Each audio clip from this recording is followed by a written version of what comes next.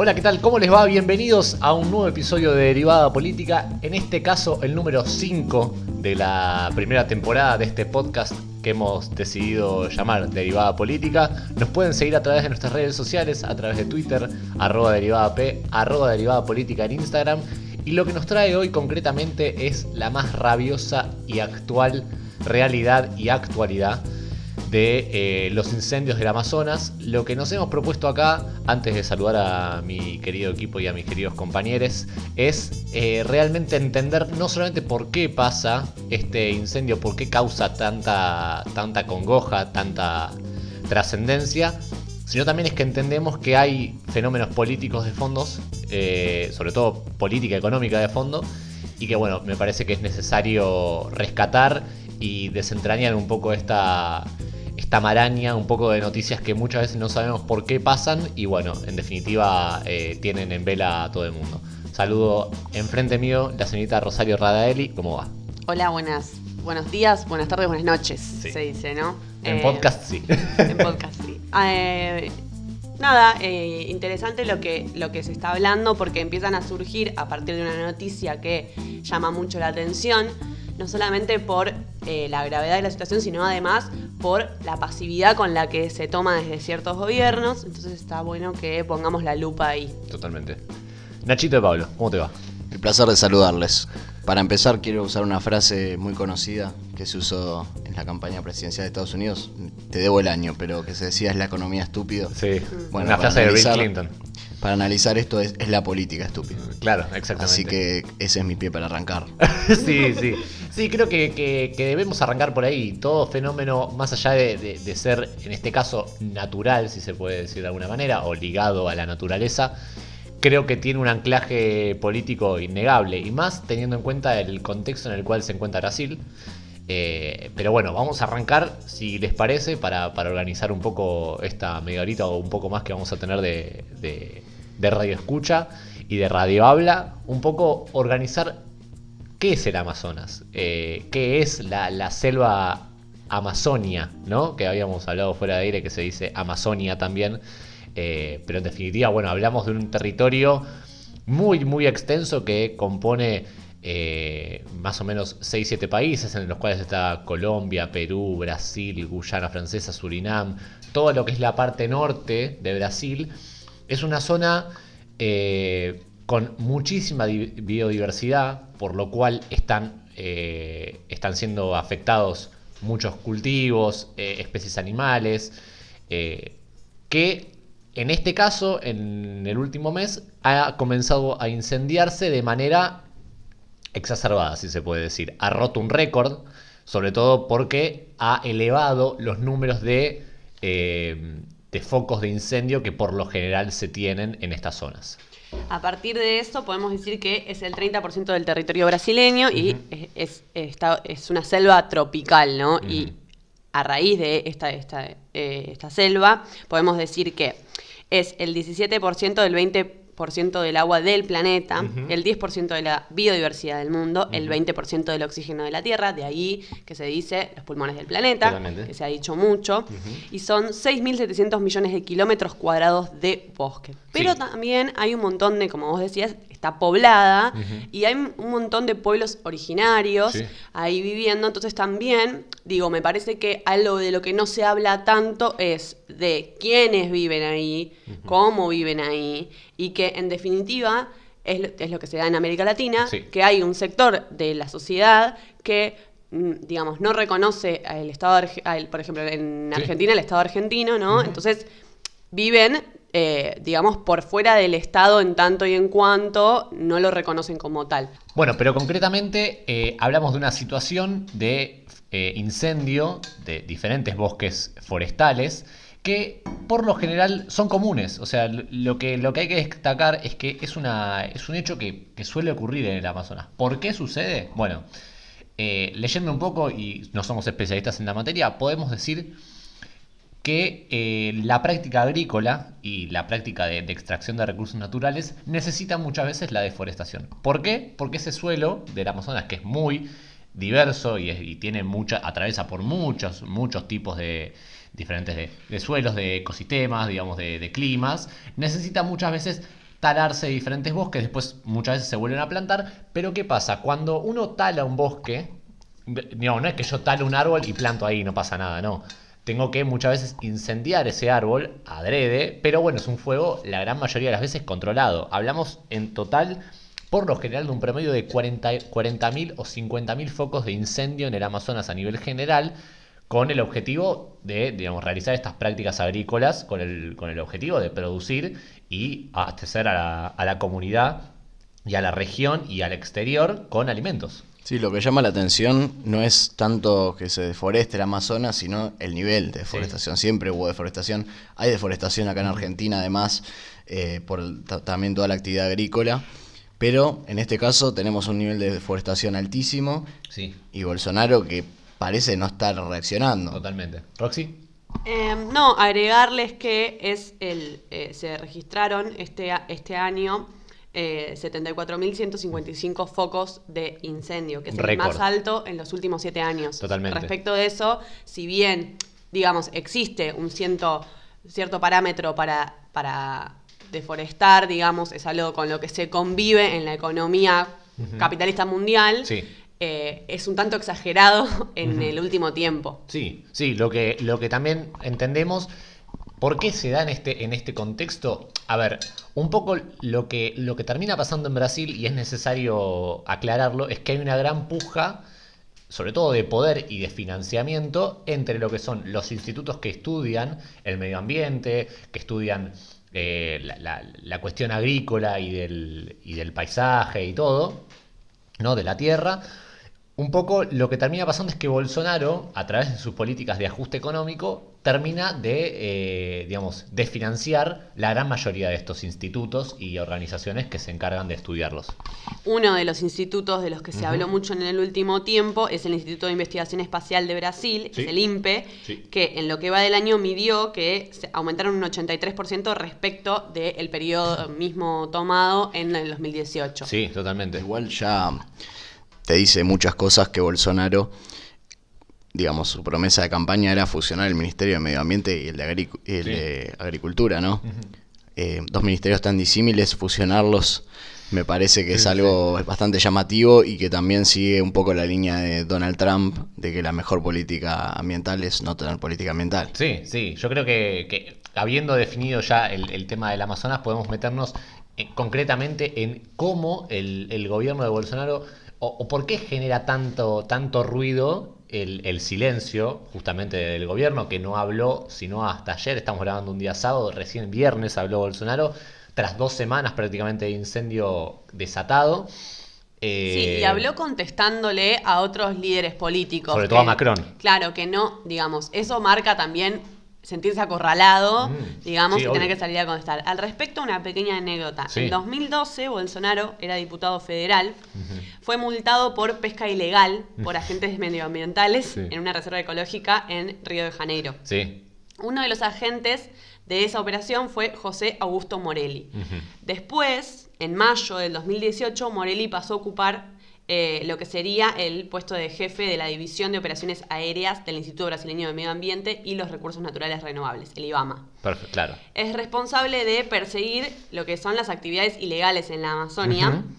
Y cuando gana Bolsonaro, Morelli fue destituido de su puesto y la multa que le iban a hacer a Bolsonaro por esta situación de pesca ilegal fue revocada. Sí, y concretamente, vos justo, Roxy, hablaste del IBAMA. ¿Qué hace Bolsonaro apenas arranca, digamos, su gobierno? Primero, le hace un recorte al IBAMA. O sea, le empieza a bajar presupuesto al IBAMA. Punto número 1. Y segundo, además, acusa al IBAMA, es el Instituto Brasileño del Medio Ambiente, lo recordamos, y además acusa al INPE, que es el instituto... Otro que hablamos antes. Exactamente. Lo acusa de publicar datos de deforestación que son, digamos, como golpistas, si se pueden decir de alguna manera, digamos, como, como desestabilizando el poder. Y además se reducen las políticas y concretamente el presupuesto para dinero para fiscalización ambiental. ¿Qué es la fiscalización ambiental? Un poco lo que decías vos, Roxy, esta cosa de, mirá, hay alguien haciendo algo indebido en el Amazonas, necesitamos gente que lo vaya a buscar. Bueno, tomar esos datos, toda esta cosa del digamos, pasar a información todo lo sucedido, bueno, Bolsonaro hace un claro recorte. Y esto se enmarca, y ya te dejo, Nachito, en una política de neoliberalización absoluta de Bolsonaro. Concretamente, antes de arrancar su gobierno, anunció que preveía privatizar 147 empresas públicas, de las cuales privatizó 12 en 4 meses de gobierno. O sea, van por todo. Sí, hay que decirlo también, digamos, Bolsonaro no es que está en su momento más fuerte. Si bien ha logrado pasar algunas reformas como la reforma laboral, Sí. La fuerza política con la que inició Bolsonaro no es la misma con la que se encuentra ahora. No, sí, en parte por economía, por un montón de cosas, Bueno, ¿no? ya acarrea varios trimestres en recesión y va a terminar el año seguramente con una caída del PBI que ya viene acarreando desde el año pasado, una caída del 2% del PBI, que para Brasil es algo... Es un montón. Es un montón. Para nosotros es como Claro. nada que ver, ¿no? Los parámetros que manejamos respecto de los números, sobre todo ahora en Argentina, pero para Brasil, que venía perfilándose como una potencia mundial, Sí. también un poco le dijeron, bueno, deja de Sí, crecer. sí, totalmente, Y totalmente. por eso es que realmente como, bueno, me parece que Bolsonaro quisiera pasar un montón más de cosas de las que está pudiendo hacer por el poderío político que no tiene. Me corrijo, 0,2% de caída del PBI del año pasado hasta ahora. No, igualmente lo que tiene Bolsonaro ahora, que lo puso, bueno, no sé si en jaque, pero fue todo el tema de Lula, que se conocieron los chats Sí. de Sergio Moro, que además de que fue el que puso preso a Lula, Sí. después fue nombrado ministro de Justicia por Bolsonaro, y se conocieron chats en los que de alguna forma se prueba que la investigación estaba dirigida. Sí, por lo menos que había una intención de que Bolsonaro ganara las elecciones y de como que se dejaba entrever que había una persecución de los líderes del PT, Sí, del Partido de sí. los Trabajadores, del cual pertenece Lula. Sí, antes de meternos concretamente por ahí en el caso Lula, lo que hay que advertir, me parece que eso hay una coincidencia a nivel global, es que el fenómeno Bolsonaro, o Jair Bolsonaro en general, no se puede explicar por fuera de Lula da Silva. Entonces, creo que hay que entender que este fenómeno político y económico se da en contraposición, y su discurso más fuerte es un poco lo que pasa acá en Argentina, ¿no? Es que la fuerza del discurso y la fuerza política termina cobrándose a raíz de no ser lo otro, el pasado, y Brasil creo que se ve un poco más exponencialmente demostrado. Sí, se pudo, digo, Lula fue preso, no como en Argentina, que digo, me parece que es una sociedad, si se quiere, más movilizada, Sí. A grandes rasgos, entonces, qué sé yo, que mañana caiga Cristina presa sería bastante complejo para afrontar, porque el gobierno del momento debería tener mucha cintura política, cosa que Sí. no sucede ahora, pero sumándole a todo esto que decís, también se entiende en un marco en el que un montón de procesos latinoamericanos que se fueron dando en los últimos 15 años Ujú. respondieron con una derecha reaccionaria, Sí. con un discurso de balas, con un discurso de liberalización y flexibilización de la economía. Totalmente. Igualmente la política de Bolsonaro, por lo menos medioambiental, no se entiende sin la política de Estados Unidos también. Sí. Porque con Trump, Estados Unidos abandona el Acuerdo de París, Ujú. el acuerdo climático entre los principales países del mundo, y básicamente muestra un poco de desinterés, ¿no? Un poco siendo generosos. Y Bolsonaro sigue también esa línea, como sigue, sabemos que tiene, no sé si afinidad, pero sigue mucho todo lo que es la política estadounidense. Se reunió con Trump en varias ocasiones. Digamos, podemos decir que es pro Estados Unidos. Sí, y también se enmarca, un poco lo habíamos dicho al pasar, esta cosa de que el primero que sale a contestarle a Bolsonaro es justamente Emmanuel Macron. Todo esto también, recordemos, ya lo hemos hablado en un episodio anterior, el acuerdo Unión Europea-Mercosur acá se ve concretamente materializado en que puede llegar a ser un eje de conflicto. ¿Por qué? Principalmente, bueno, yo quería, o les había traído un poco lo que se produce en el Amazonas. O sea, qué tipo de productos primarios se producen en el Amazonas. Estamos hablando de café, caña de azúcar, cacao, tabaco, fruta, algodón, pesca y madera, digamos. Todo eso serían productos primarios que Brasil podría exportar a la Unión Europea. Macron que dice, che, se te están incendiando, tenés 70.000 incendios en el Amazonas, yo la verdad que pongo el acuerdo con el Mercosur, por lo menos en duda, en jaque, y lo único que hace Bolsonaro es decir, viste, salir a responderle como diciendo, ¿qué me venís a decir vos? Igualmente lo de Macron, más allá de eso, yo creo, ya entrando más en el análisis político, que es aprovechó el incendio del Amazonas para dar de baja el acuerdo con el Mercosur. Sí, sí. Porque sabemos que Francia tuvo conflictos con los agricultores franceses. Francia también una sociedad muy movilizada políticamente. Totalmente.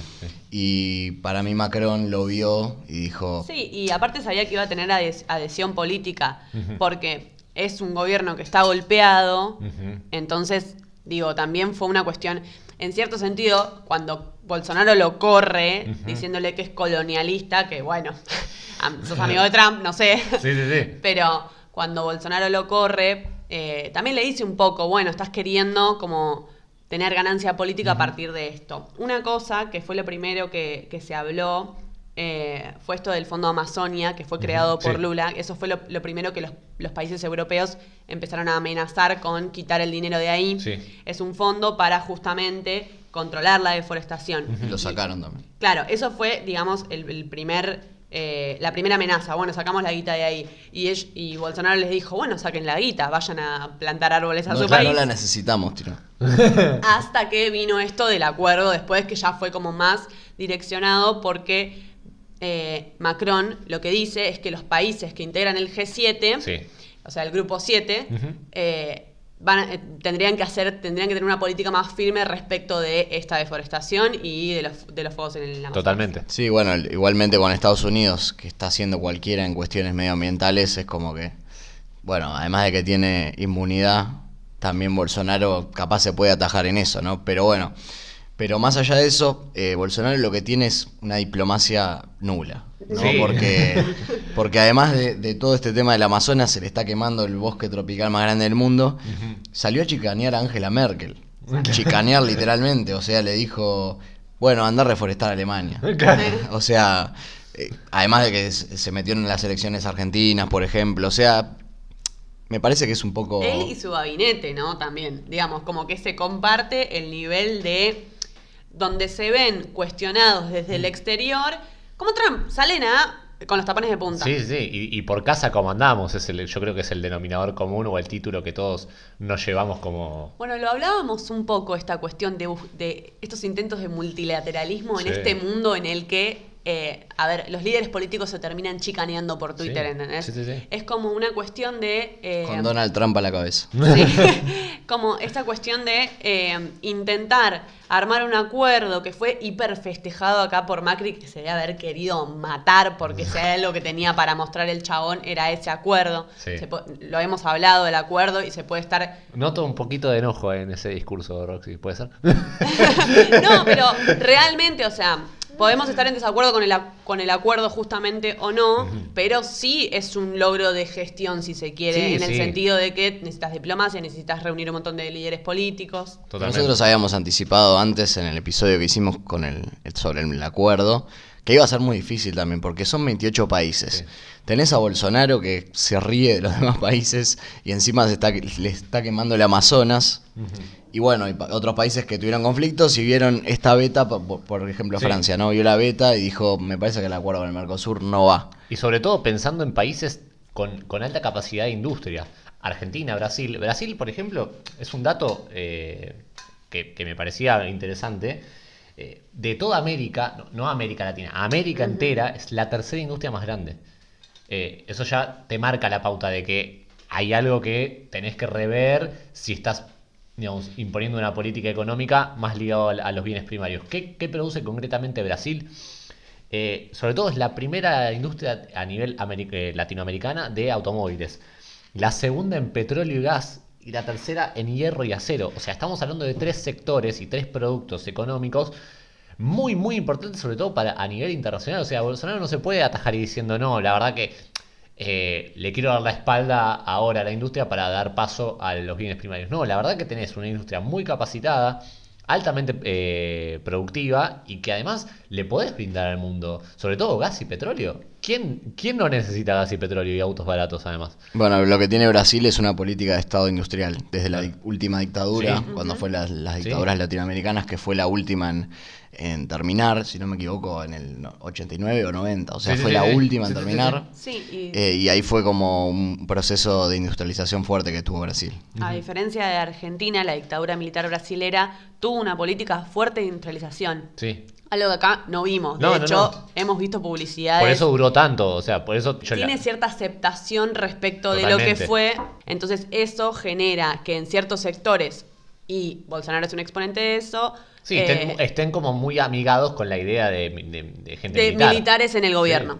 Sí, totalmente. bueno, también hubo un montón de aparición militar cuando, no solo creo que antes de las elecciones, sino cuando pasó lo de Lula, que había amenazas militares de que si ganaba Sí. el PT, Había un golpe de Estado. sí, también, o si Lula no iba preso y demás cosas. Bueno, Sí, el tiene una asesinato de presencia Mariel fuerte. Franco, o sea, Sí, sí, sí. digo, hay un nivel o hubo un nivel de efervescencia muy fuerte en Brasil en el que ciertas cosas pasaban o pasaron sin que la prensa internacional se Sí. molestara Sí, demasiado. ni hablar.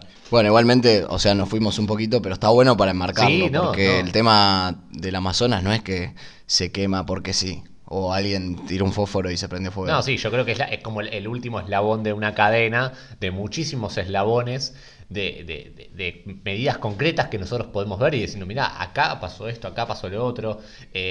Lo que hablamos de la reforma laboral, también en Brasil se viene la reforma jubilatoria, que es algo parecido a lo que se trató de hacer con la saga de FJP acá, privatizar un poco eso. También van para privatizar el correo y la Casa de la Moneda en Brasil. O sea, Sí. esos son, por ejemplo, los tres principales focos concretos de acción más inmediata para el gobierno brasilero. También está bueno pensarlo en términos de, bueno, es el paquete con el que vienen estos gobiernos de derecha, ¿no? Sí. Reformas a nivel laboral, de flexibilización, pero también algo que me parece que están descuidando respecto a las plataformas que son ecológicas o ecologicistas, si se quiere. Sí. Como, bueno, evidentemente hay un cierto parámetro en la sociedad de que eso ya no puede quedar afuera de la discusión política. Ujú. Sí, Digo, ni hablar. como acá en Argentina sucedió que el feminismo atravesó todas las plataformas políticas, o al menos intentan los papeles hacerlo, me parece que este nuevo debate, que en realidad no es nuevo, pero sí se está viendo más, digamos, a nivel social en la discusión, es parte también de lo que los gobiernos de derecha no están como pudiendo encontrar de la vuelta, porque vos fíjate, ¿quién iba a decir que después de que asesinaran a una concejala, de que, o sea, de la cantidad de cosas que le pasaron a Bolsonaro en su presidencia, que tuviese un opositor preso, es el medio ambiente lo que lo Sí. lleva a ponerle el ojo en su presidencia? Y no solamente eso, Rock, sino también la respuesta, que volvemos a reiterarla, la respuesta de él, que tiene algo de realidad, porque concretamente hablamos de un año que fue esencialmente seco para Brasil, que por eso digamos, la sequedad del año 2019 fomenta un poco digamos, los focos de incendio. Pero en definitiva, digo, es algo que no te podés correr así tan fácilmente. Y las bajas precipitaciones que tuvo Brasil, eso también quería decir. Sí, lo que es un tema muy complejo este del Amazonas, porque entran en juego muchas cuestiones. Por ejemplo, el tema alimentario, que es un tema que no se discute. Acá en Argentina no se discute, no nos interesa lo que comemos, básicamente. Pero digo, en países así tan agrícolas o con una agricultura muy fuerte, tenés estos debates, porque vos tenés que producir más para exportar, tenés que producir, no te digo en serie, pero tenés que producir mucho, y en algún momento, digamos, el límite se vuelve difuso, ¿no? Sí. Y hay gente que empieza a deforestar para tener más terreno, y porque necesitas dólares, es como un círculo vicioso Sí. y bastante perverso. Sí, respecto de eso, digo, se habla muy poco en Argentina de la soja transgénica, por ejemplo, Sí. una problemática que tenemos, pero también, aparte, la legislación ha quedado vieja respecto de eso. Sí, Entonces, ni hablar. digo, por eso, volviendo a esto de las plataformas ecológicas de los partidos políticos que se vuelve como importante, y me parece que la sociedad está más preparada que la clase política muchas veces en ese Ni sentido. hablar, ni hablar. Porque se informa, porque Sale a la calle. Sí, aparte, Twitter, digo, fue un reflejo de. Está bien que no se puede trasladar Twitter A la realidad. Pero es un microclima. Pero hay como un microclima de gente que estaba metida en el tema y que al toque mundialmente fue tendencia y Sí, se sí, armaron movilizaciones, digo. Sí, el tema también me parece que no pasa por personas. básicamente. Es un tema de sistema. Sí. O sea, tu sistema de producción te lleva necesariamente a destruir el medio ambiente y no hay, digamos, no hay reflexión alguna sobre esto. Sí. Porque, por ejemplo, Evo Morales, que te mandó un avión a apagar el fuego, entre comillas, porque tampoco con un avión solo no va a poder, es pero una palangana, ayudar, digamos, también tiene quejas de los sectores ambientalistas en Bolivia por la deforestación. Sí. Entonces es un tema más de que hay que marcarlo a nivel más global, más sistémico. Sí, yo creo que el denominador común o el título de todo esto es: el sistema capitalista tiene esta clase de contradicciones, o por lo menos esta clase de focos de incendio. En realidad no es ninguna contradicción, es hacemos mierda mientras, en tanto y en cuanto se consiga la mayor tasa de ganancia posible. Acá no Respecto decimos de malas eso. palabras, Roxy. Sí, lo que yo discutía mucho era cómo se sale de esto, ¿no? Porque por un lado está la vida individual, pero en realidad la vida individual tampoco alcanza. No, es apelar a procesos económicos, creo yo, antes de darte paso, Roxy, creo que a procesos económicos más sustentables. Y sustentables me parece de una manera más holística, ¿no? Pero en el sentido de pensar, esto lo tengo que hacer a largo plazo, no es, bueno, hoy estos próximos 10 años como, no, es ver que este suelo va a Para ser mí nuestro. el problema está justamente ahí, que la gente no come. O sea, es una falacia que estamos todos Además. comiendo. Claro, o sea, es una falacia que estamos todos comiendo y, estamos haciendo mierda el medio ambiente. No, hay un montón, o sea, de la población mundial hay un montón de gente que es pobre, Sí. de que no come y Se además... puede alimentar encima, con todo lo que se produce, se puede alimentar a todas las personas pobres Sí, del mundo. el nivel de producción nunca fue más alto. Claro. O sea, hay para tirar para arriba. Como Eso igual tiene, eso, digamos, podríamos darle a derecha a Bolsonaro, que el gobierno brasileño está produciendo a niveles impresionantes. Sí, No, pero la no, desigualdad pero- es alta igual. Sí, claro, Pero eso digo. siempre, o sea, es un nivel. Acá en Argentina también, digo, se ha venido aumentando la producción por las nuevas formas de producción que podemos discutir que no son tan buenos en realidad. Sí, obvio. Pero a nivel cantidad, Sí, la implementación de la tecnología respecto de la soja transgénica, esto que decía yo, es como sí, te vuelve más, comillas, productivo. Ahora, es cierto que ahí tenés ¿A un costa de debate. qué? Claro, ¿a costa de qué? No es que le estás dando de comer a todo el mundo, eso es. Exactamente. pero de todas formas, a ver, en un país como el nuestro, que también produce productos agrícolas, necesitas exportar para tener dólares que después los pones en la economía, podés generar puestos de trabajo, o, no sé, redistribuir, ayudar a los que menos tienen. O sea, Sí, es todo un círculo perverso. Lo que porque- termina pasando es que, digamos, y dado el recorrido histórico que hemos visto, termina pasando que los sectores primarios de la economía no ven más que su propio ombligo. Entonces, también es como la necesidad tiene que caer hereje, en parte, y también te tenés que encontrar con la realidad de que eso puede producir alimento, pero ese alimento, por lo general, son bienes, sobre todo pensando en un contexto latinoamericano, son alimentos que por lo general, o productos que Europa o Asia no tiene, por ejemplo. Entonces necesitas vender y sos el mejor postor en esa venta y lo vas a vender lo más caro posible y te vas a sacar tu propio rédito. Ahora, es el sistema capitalista lo que tiene es eso un poco, digamos. Yo me beneficio, yo solo, Juan Carlos Agrícola, pero atrás tengo 100.000 personas que se mueren de hambre. Por una persona que haga una ganancia, por 100.000 personas que se mueren de hambre, me parece que hay que equilibrar un poquito la balanza. No digo que las 100.000 personas automáticamente tengan que ser alimentadas. No, lo que pasa es que ahí hay un problema, digo, los gobiernos, sobre todo, por ejemplo, en Argentina, cada vez tienden, con esta ola de la derecha y qué sé yo, Sí. tienden a relegar poderío respecto de hacer cumplir las mínimas, digo, leyes. Nos pasa en Argentina que no se le puede poner retenciones al campo porque, Macri no le puede poner retenciones al campo en un año de elecciones ni Sí. en ningún otro. Sí, sí. Acá tuvimos la 125 y lo acabó patronal. Ujú. O sea, en ese sentido, los estados no tienen la fuerza suficiente como para hacer a este sector primario de la economía retroceder algo. Sí, totalmente. Sí, igualmente, a ver, el Estado ha venido avalando todos los años todo este modo de producción, ha festejado las cantidades cosechas récord y demás de soja transgénica, por ejemplo, no sé. Que es lo que después le tenés que vender a China para tener dólares. O sea, es todo, por eso digo, es un círculo vicioso y además no nos interesa lo que comemos en general. No. Sí. Porque vos ves otros países que tienen otras políticas, no sé, no te digo una super política de todos comprando informados, ¿no? Sí, Pero por lo menos verdura tienen stickers orgánica. en los alimentos, por ejemplo. Sí, Sí. como Chile, por ejemplo. Como Chile, Chile tiene exactamente. etiquetas respecto de está bien, no te dice glifosato tanto, pero hay una política respecto de... Es lo menos que puedes hacer. Claro, lo mínimo indispensable que es, por ejemplo, en Argentina que tenés la tabla nutricional atrás. Bueno, eso lo sabe leer muy poca gente. Sí. Y en Chile tiene, bueno, alto en sodio, qué sé yo. Hay debates al interior Sí, obvio. respecto de cuánto funciona eso, respecto de que dice carbohidratos y la gente es como carbohidratos o no. Sí. Pero son políticas que están destinadas a probarse y ver cómo funcionan. Sí. Todo esto lo traigo a colación por el tema de que se estuvo discutiendo mucho, sobre todo en redes sociales. Che, pero vos te quejas del Amazonas, pero comes carne.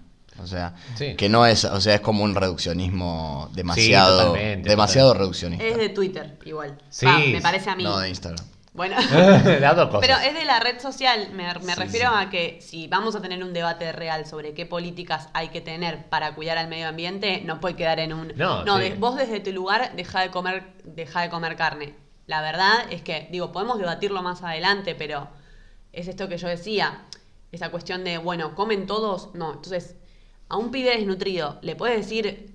Sí, totalmente. Sí. No le puedes decir que... En, o sea, última, como- en última instancia es eso. se puede hablar de esta cuestión de lo que significa la producción de carne en Argentina, lo que significa la producción de carne en Brasil y las diferentes, si se quiere, ese sector primario de la economía y lo que genera.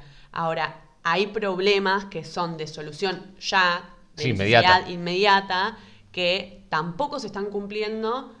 Digo, tampoco se van a mejorar si, no sé, 20.000 personas dejan de comer carne. Sí, ni hablar. Además, me parece que trasciende un poco, y ya cerrando este capítulo, creo que trasciende un poco el mero hecho de nuestra acción individual. Creo que la acción individual se corta en tanto y en cuanto llega a un límite de la acción política. Y que creo que la acción política se ve materializado necesariamente en una acción gubernamental y estatal. Entonces, si digamos, desde mi lugar yo no como carne o practico el veganismo o soy vegetariano, me parece bárbaro, digamos, cada postura es totalmente respetable en tanto y en cuanto no viole los derechos de otro. Ahora, si la práctica política, y me refiero concretamente a políticas de Estado, a vos no te importa, y bueno, me parece que hay un desfasaje. Y que creo que uno no puede hacerse el sonso en ese sentido y decir, bueno, che, mirá, la verdad que, no sé, yo soy vegano, qué sé yo, pero bueno, después que haga el gobierno me importa muy poco. Y no, me parece que eso tiene que venir aparejado, ¿no? De una práctica política. No digo de salir a marchar por cada medida que tome el gobierno, pero sí, ¿no? Está en esos sectores exigir políticas públicas Sí. que respeten O plantear al el medio debate, ambiente. plantear ¿sí? el debate, digamos. Si el debate se da en redes sociales y se da nada más que ahí, evidentemente hay un problema.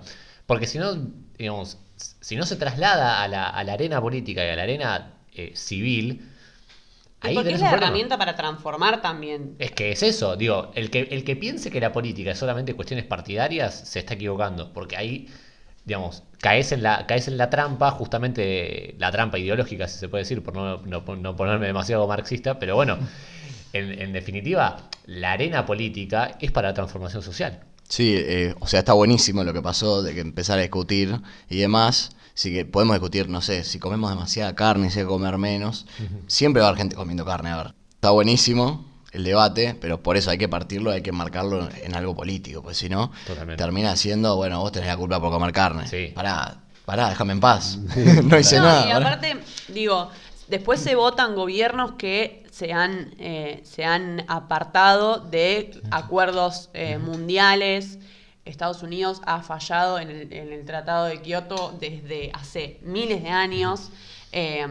Como hay una cuestión ahí de también darse cuenta que, bueno, si yo quiero que se respete el medio ambiente, le tengo que exigir a la figura política que me representa Sí. que tenga por En lo agenda, menos sí. algo en agenda. Sí. Algo, lo mínimo para arrancar y después se seguirá el debate. Bueno, Bolsonaro tenía en agenda, tenía fusionar el Ministerio Agrícola y el de Medio Ambiente, una locura total. Y después, bueno, no sé si lo había prometido en campaña, pero lo que él ahora hace es eliminar la demarcación de tierras que tenían los pueblos originarios. Claro. Lo cual da cuenta de sus prioridades también, de hay creo que 350 pueblos originarios dentro del Amazonas y lo eliminó para que esas tierras, o sea, tenían sus tierras demarcadas, eliminó eso para que se pudieran usar esas tierras para producir. Sí, totalmente. Pero bueno, pasada prácticamente la media hora, creo que estaremos cerca de los 40 minutos de programa, que es el límite que nos ponemos. Le bajamos la persiana a un nuevo episodio que ha sido muy caldeado. para el debate que nos trajo esta rabiosa actualidad, que entendemos necesitábamos una vuelta de tuerca más y analizarlo desde un panorama mucho más abarcativo que simplemente un solo foco de incendio. ¿Vos comés carne también? Yo como carne, sí. Todo dicho. Bueno, les mando un abrazo a todos los que nos están escuchando. Te mando un abrazo a vos, Nachito, gracias por los mates. Y a vos, Roxy, por siempre ser la genialidad. Nada, les mando un abrazo muy grande y gracias por acompañarnos en un nuevo episodio de Derivada Política. Nos vemos y nos escuchamos en Spotify, en YouTube y en nuestras redes sociales. También nos pueden leer en Twitter, en Instagram, @Derivada Política en Instagram, @Derivada P en Twitter. Hasta la próxima, nos vemos.